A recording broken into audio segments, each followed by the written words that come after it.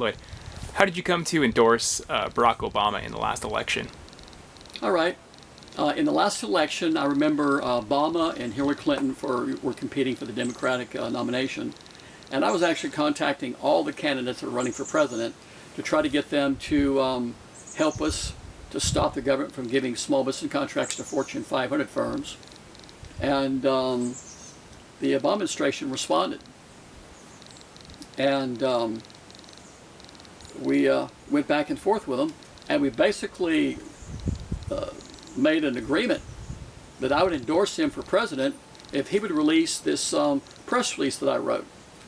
And I wrote it on my big Apple computer at home, and it said something like, most Americans work for small businesses, most of the gross domestic product comes from small businesses, and we must protect this valuable resource. And the last line was, and it's time to end the diversion of federal small business contracts to corporate giants. So I endorsed him, and what really shocked me was he put my endorsement on the front page of his website. I was really impressed with that, or surprised. Not impressed, I was surprised. And it stayed there, I think, for about 24 hours. And we were all happy.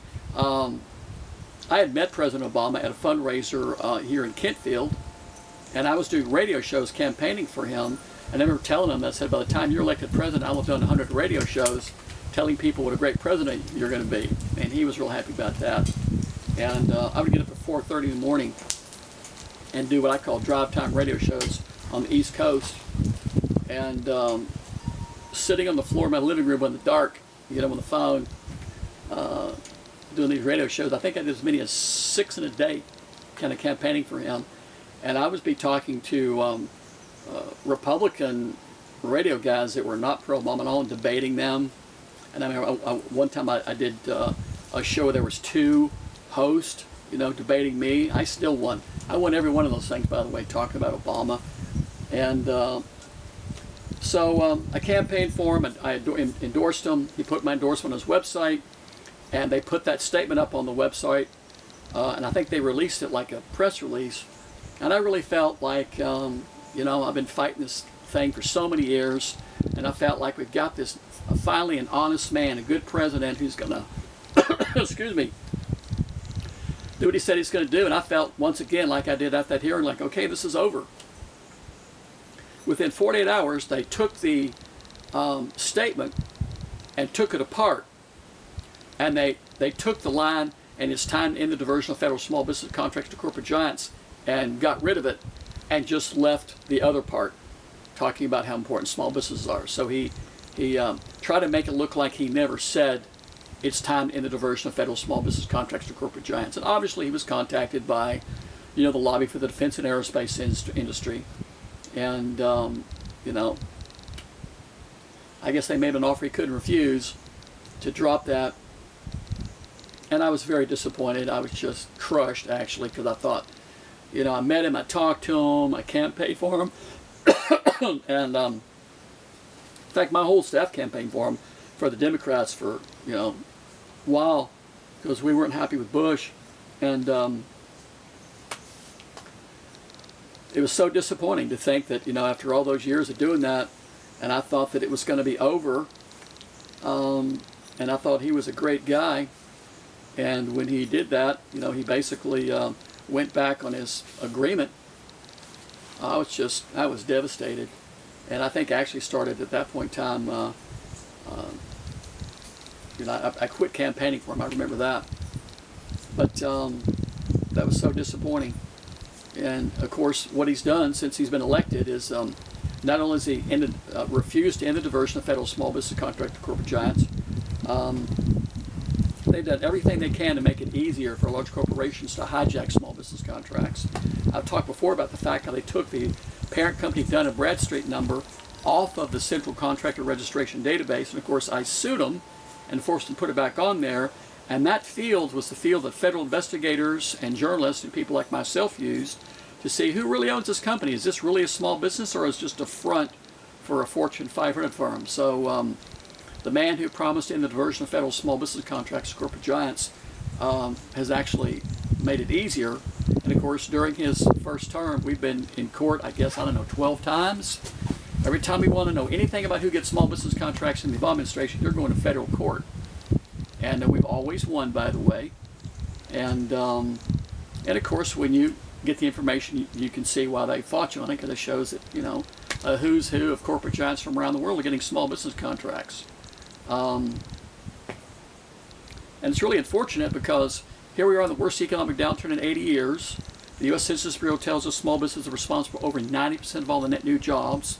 The Kauffman Foundation study says small businesses have created 100% of the net new jobs since 1980.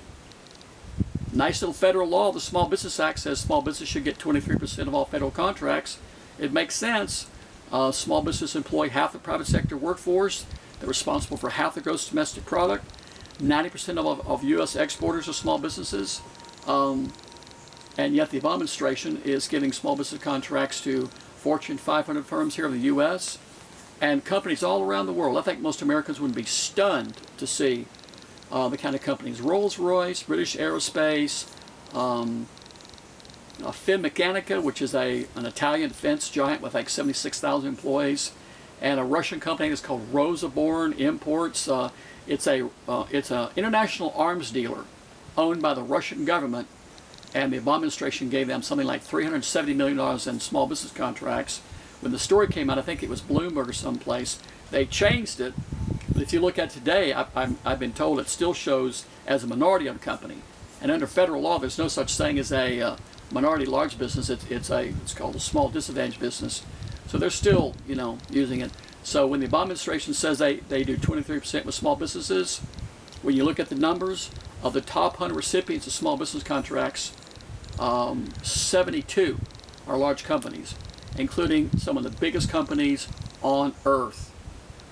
So I just wish that all Americans, when you watch President Obama talking about, you know, investing in the middle class and how important it is to create jobs, that guy is giving small business contracts that by law should be going to the middle class to create jobs, to some of the biggest companies on earth that haven't created most likely one net new job in over 30 years, and as I'm sure you've seen on the news, aren't paying their fair share of taxes. They're shipping their profits to the Bahamas and all around the world. So it's just a tragedy, and I wish more people were as outraged about it as I am. And you know, we need to get this in the media enough to put enough pressure on Obama that he'll finally stop it. And by the way, I've written a law called the Fairness and Transparency in Contracting Act. The only piece of legislation anyone's ever written in America to stop it. And it's a real simple law. It requires no new taxes, no new spending, and it will redirect more money into the middle class than anything that President Obama or President Bush ever did.